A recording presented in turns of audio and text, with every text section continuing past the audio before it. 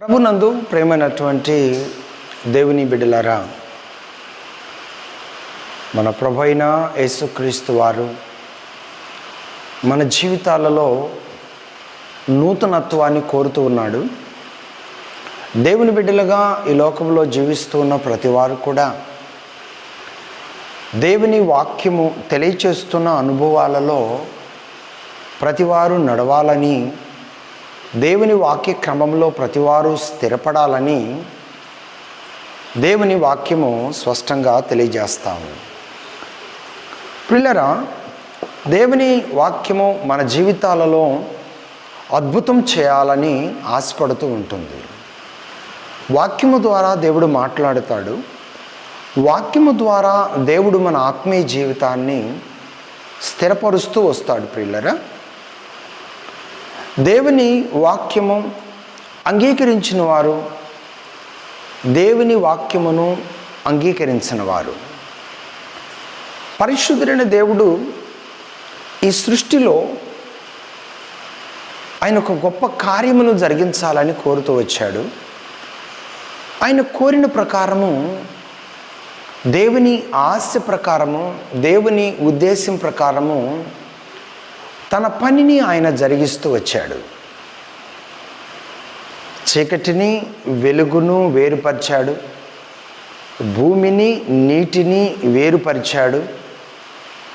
అలాగే సూర్యుడు చంద్రులను ఆయన కలిగించాడు.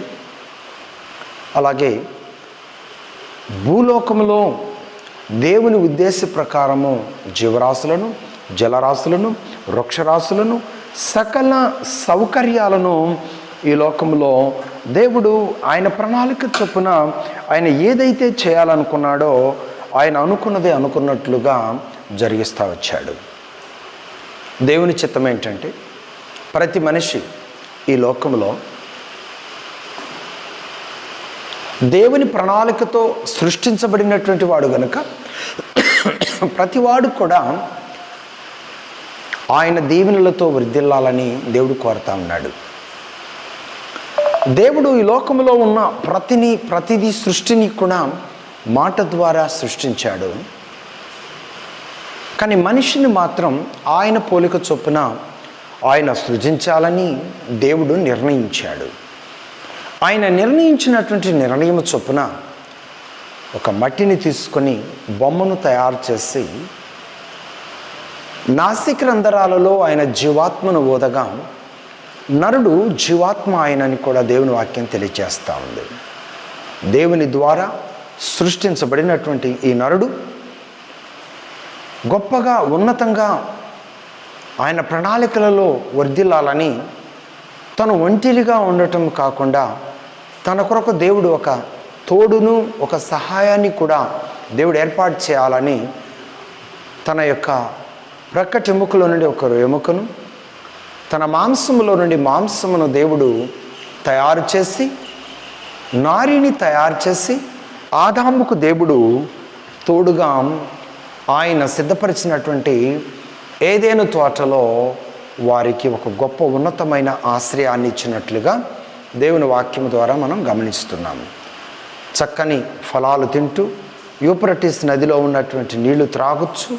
వారు కష్టపడని ఒక కృపను, శరీర అవసరతలు తీర్చే ఒక మహా గొప్ప ప్రణాళికను పరిశుద్ధుడైన దేవుడు ఈ లోకంలో తాను సృష్టించిన మనుషుల కొరకు ఏర్పాటు చేస్తున్నాడు.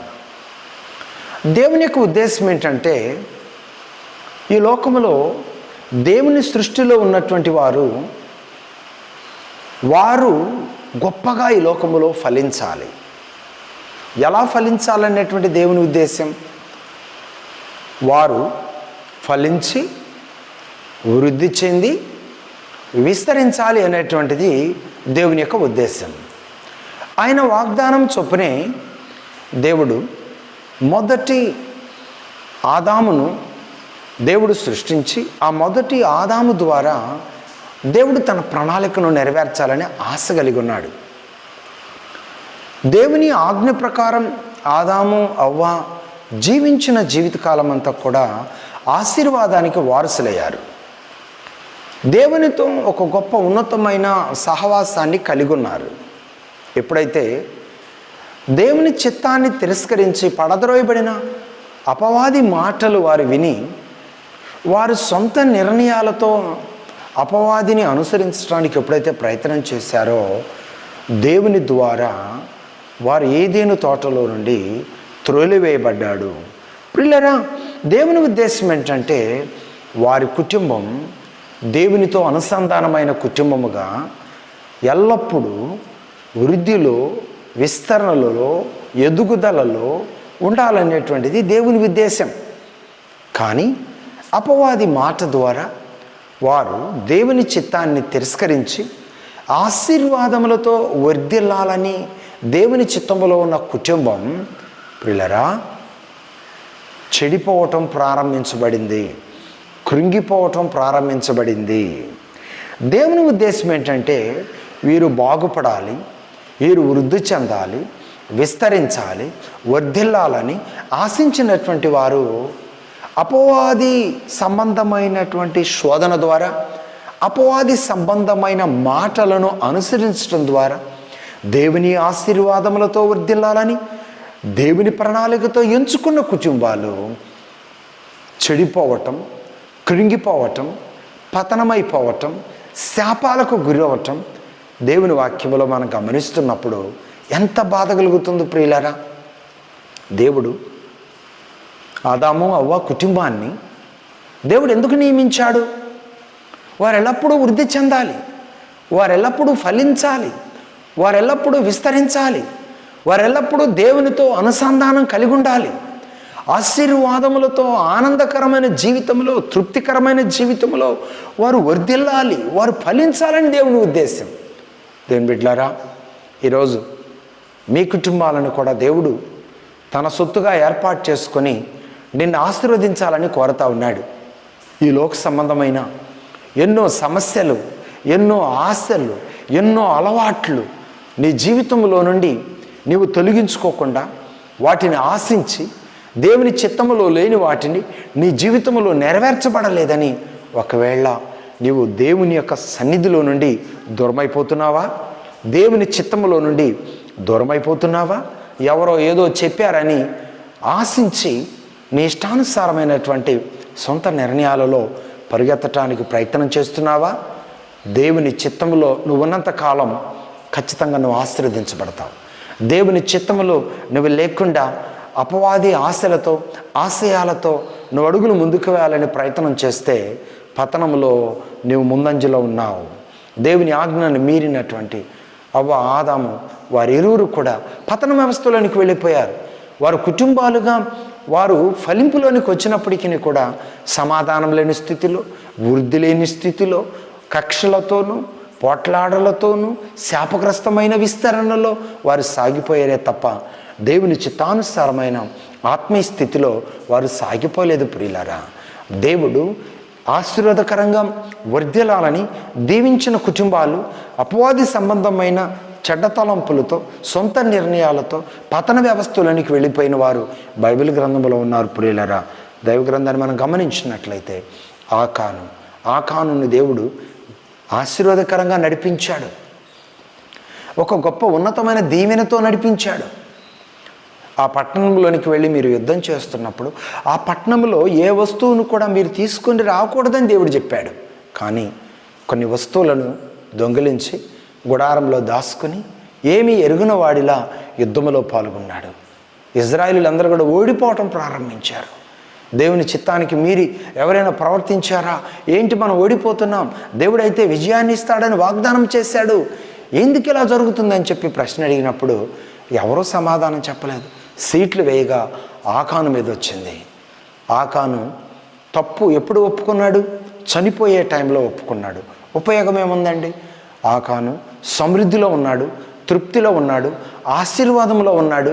కానీ దేవుని ఆజ్ఞ మీరి దేవుడు వద్దన్న పని చేసినందున అతనితో పాటు తన కుటుంబం అంతా కూడా పతనమైంది కదండి. ఈ రోజున నీ ప్రార్థన, నీ విశ్వాసం కుటుంబాన్ని ఆశీర్వాదకరంగా మారుస్తుంది.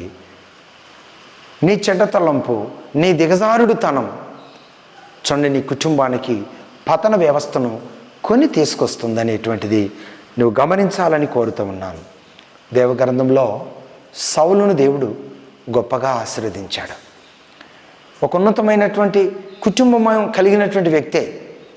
కానీ ఇజ్రాయేలీలు చుట్టుపక్కల ప్రాంతాలతో పాటు ఒక రాజు కావాలని ఆశించినప్పుడు రాజు ఎవరు అని చెప్పి ఆలోచన చేస్తే దేవుడు సౌలును ఎన్నుకున్నాడు. సమూయేలు ద్వారా సౌలును దేవుడు ఆశీర్వదించాడు. చాలా గొప్పగా దేవుని ఆత్మతో నింపబడి రాజ్య పరిపాలన చేస్తూ ఉన్నాడు. కొన్ని దినాలు అయిన తర్వాత సౌలు దైవ చిత్తాన్ని మర్చిపోయాడు. తన ఆలోచనే గొప్ప అనుకున్నాడు, తన నిర్ణయమే గొప్ప అనుకున్నాడు. సమూయేలు వచ్చే వరకు దైవజనుడు చేయవలసిన పనులు చేసే వరకు ఆగలేకపోయాడు. దైవజనుడు చేయవలసిన పని ఆయన చేస్తూ అడుగులు ముందుకు వేశాడు. దేవుని బాధించాడు, దేవుని చిత్తానికి విరోధంగా తప్పు చేశాడు. సమూయేలు ద్వారా గద్దించబడ్డాడు. ఆయన పొందినటువంటి శ్రేష్టమైన ఆ గొప్ప ఉన్నతమైన రాజు అనే అధికారాన్ని కోల్పోవటానికి పునాది వేసుకున్నాడు. చివరికి దేవుని ఆత్మ అతనిలో నుండి వెళ్ళిపోయింది, దురాత్మ అతనిలోనికి వచ్చేసింది. అతన్ని విడిచి వెళ్ళిన దేవుని ఆత్మ దావీదును ఆవరించింది. ఎక్కడి నుంచో వచ్చి దురాత్మ సౌలును బంధించింది. ప్రియులారా, కారణం ఏంటి? దేవుని మాట ఆలకించకుండా తన సొంత నిర్ణయాన్ని అమలు చేసినందుకు ప్రియులారా, ఆశీర్వాదముతో, దేవుని దీవెనలతో, దేవుని అభిషేకముతో వర్ధిల్లటం ప్రారంభించినటువంటి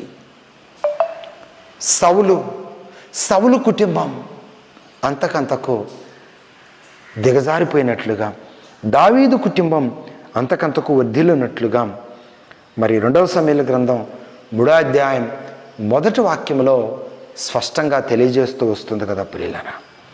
ఎస్, బైబిల్ గ్రంథంలో కూడా నయోమి దేవుని కృపలో నింపబడినటువంటి వ్యక్తి, ఆశీర్వాదకరమైనటువంటి బెత్లెహేములో ఉన్నతమైనటువంటి వాగ్దాన భూమిలో దేవునితో సహవాసం కలిగి ఉండవలసినటువంటి వ్యక్తి. కొంచెం కరువు వచ్చిందని బెత్లెహేమును విడిచి మోయాబు ప్రాంతానికి వెళ్ళింది.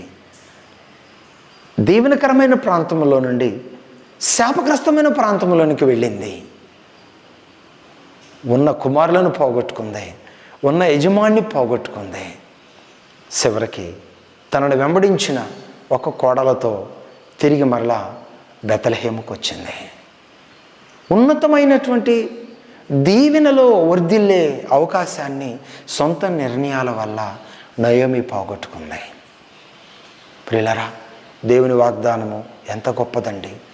దేవుని వాగ్దానము నువ్వు దీవించబడాలని దేవుని వాగ్దానము నిన్ను వెంబడిస్తూ ఉంటే నువ్వేమో దేవుని వాగ్దానాన్ని, దేవుని ఆశీర్వాదాన్ని ప్రక్కన పెట్టి అపవాది సంబంధమైన నిర్ణయాలతో అడుగులు ముందుకు వేయటం ద్వారా ఏం జరిగిందండి? భక్తులు శాపాలకు గురయ్యారు, పతనానికి గురయ్యారు. ఒకవేళ బ్రతికున్నా, సంతానాన్ని కలిగి ఉన్నా సమాధానం లేని స్థితిలో వారి కుటుంబ వ్యవస్థను కొనసాగించుకోవాల్సిన అవసరము ఏర్పడింది. దైవగ్రంథంలో దేవుడు గొప్పగా దీవించిన కుటుంబాలు అపవాది సంబంధమైన తలంపుల ద్వారా, సొంత నిర్ణయాల ద్వారా పతనానికి వారు వెళ్ళిపోయారు. ఈరోజు దేవుని ఉద్దేశం నీ పట్ల నువ్వు దీవెనకరంగా ఉండాలనేటువంటిది దేవుని ఉద్దేశం. కానీ నీ సొంత నిర్ణయాలను ఆధారం చేసుకొని దేవుని చిత్తాన్ని గ్రహించకుండా, దేవుని చిత్తమును కనిపెట్టకుండా సొంత నిర్ణయాలలో నువ్వు అడుగులు ముందుకు వేసినట్లయితే నీకు తెలియకుండానే పతనము నిన్ను వెంబడిస్తుంది. నీకు తెలియకుండానే దరిద్రము నిన్ను వెంబడిస్తుంది. నీకు తెలియకుండానే అసమాధాన స్థితి నీ కుటుంబాలను ఏలుతుంది. నువ్వు ఫలించాలని ఆశిస్తావు. సొంత నిర్ణయాల వల్ల, దేవుని చిత్తానికి వ్యతిరేకంగా ప్రవర్తించడం వలన ఆ ఫలింపును నువ్వు కోల్పోతావు. నీ ఆలోచన ఎలా ఉంది? నీ తలంపు ఎలా ఉంది? దేవుని చిత్తాన్ని అనుసరించి నడవాలని దేవుడు కోరుతూ ఉండగా మరి దేవుని చిత్తాన్ని అనుసరించి నువ్వు కోరుతూ ఉన్నావా? నీ ఆలోచన ప్రకారం నువ్వు అడుగులు ముందుకు వేయటానికి ప్రయత్నం చేస్తున్నావా? ఒక్కసారి ఆలోచించవలసిందిగా ప్రభుపేట నేను తెలియజేస్తున్నాను. దేవుని ఆలోచన మీరి నీ ఆలోచన ప్రకారం అడుగులు ముందుకు వేసావా? దేవుని చిత్తాన్ని నువ్వు నెరవేర్చడం లేదు. దేవుని చిత్తాన్ని నెరవేర్చకుండా నువ్వు ఏది సాధించినా దానివల్ల నీకు నెమ్మది ఉండదు, దానివల్ల నీకు సమాధానం ఉండదు, దానివలన నీకు క్షేమస్థితి నీ కుటుంబంలో ఉండదు అనే వాస్తవాన్ని నువ్వు గ్రహించావా? అందుకే బైబిల్ కూడా ఏం చెప్తుందంటే, ఆయన మాట చొప్పున ఈ లోకంలో అడుగులు వేసిన వారు ఎలా ఉంటారంట? బండ మీద ఇల్లు కట్టిన బుద్ధిమంతుని పోలి ఉంటారు. ఆయన మాట ప్రకారం కాకుండా సొంత నిర్ణయాల చొప్పున ఈ లోకంలో నీ ఆలోచన విధానాన్ని అనుసరించాలని ప్రయత్నం చేస్తే ఉసుక మీద ఇల్లు కట్టిన వానితో పోల్చబడుతుందంట. ఉసుక మీద ఇల్లు గ్యారంటీ ఉంటుందండి? ఎప్పుడు వరద వస్తో తెలియదు, ఎప్పుడు గాలి వస్తో తెలియదు, ఎవరైనా వచ్చి అలా నెట్టినా పడిపోతుంది. కానీ బండ మీద కట్టిన ఇల్లు అది ఎప్పుడూ స్థిరంగా ఉంటుంది. అలాగే ఆయన మాట చొప్పున నడిచిన వారు ఈ విధంగా ఉంటారు. ఆయన మాట చొప్పున కాకుండా సొంత నిర్ణయాలతో దేవుని చిత్తాన్ని తిరస్కరించి అపవాది సంబంధమైన తలంపులతో ఈ లోకంలో జీవించేవారు ఆశీర్వాదాన్ని కోల్పోతారు. దేవుని కృపలో వారు వర్ధిల్లరు. నీ ఆలోచన విధానాలు ఎలా ఉన్నాయి? నువ్వు రక్షించబడ్డావు, నీ రక్షణ కాపాడుకోవాలి. నువ్వు రక్షించబడ్డావు, బాప్తీసం తీసుకున్నావు, బల్లలో చేవేస్తున్నావు, 5 సంవత్సరాలు, 10 సంవత్సరాలు, 15 సంవత్సరాలు, 20 సంవత్సరాలు, 30 సంవత్సరాలు ఒక సహవాసంలో ఆత్మీయంగా నువ్వు సాగిపోతున్నావు. మధ్యలో ఎవరో ఏదో సిద్ధాంతాలను ఈ లోకంలో తీసుకొచ్చి అప్లై చేస్తారు. వాటిని అనుసరించు, వాటిని వింటూ నువ్వు అనుభవిస్తున్న ఆత్మీయత నుండి నువ్వు దూరం అయిపోతే నువ్వు సాక్ష్యాన్ని కోల్పోతావు. నిన్ను బట్టి మరి ఒకరు ప్రభువుని అంగీకరించడానికి ఇష్టపడరు. నీ అనుభవాలు ఎలా ఉన్నాయి? నీ ఆత్మీయత ఎలా ఉంది? నీ నడిపింపు ఎలా ఉంది? దేవుని యొక్క దీవెనలతో నువ్వు వర్ధిల్లాలని, రక్షణ ఆనందంలో నువ్వు స్థిరపడాలని, ప్రభు చిత్తానుసారంగా నువ్వు అడుగులు ముందుకు వేయాలని దేవుడు కోరుతా ఉన్నాడు. ఆయన చిత్తాన్ని నెరవేర్చే బిడ్డగా ఉండు. దేవుని ఆశీర్వాదములతో వర్ధిల్లుతావు. దేవుడు నిన్ను దీవిస్తాలని వాగ్దానం ఇచ్చాడు.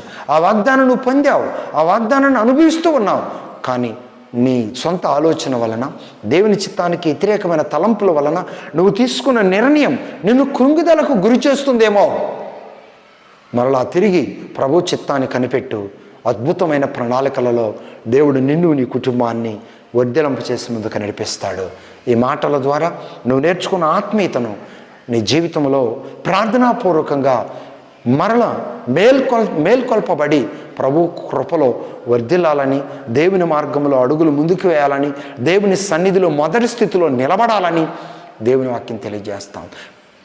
నిలుస్తున్నానన్న నీవు పడిపోకుండా ఉన్నట్లుగా జాగ్రత్తగా ఉండమని దేవుడిచ్చిన వాగ్దానాన్ని నువ్వు కాపాడుకొని, ఒకళ్ళు పడిపోయిన స్థితిలో ఉన్నావా మరలా మేలుకొని దేవుని సన్నిధిలో నిలబడి ఆయన ప్రణాళికలలో అడుగులు ముందుకు వేయాలని కోరుతూ దేవుని పేరట నేను ఈ మాటలు ముగిస్తున్నాను.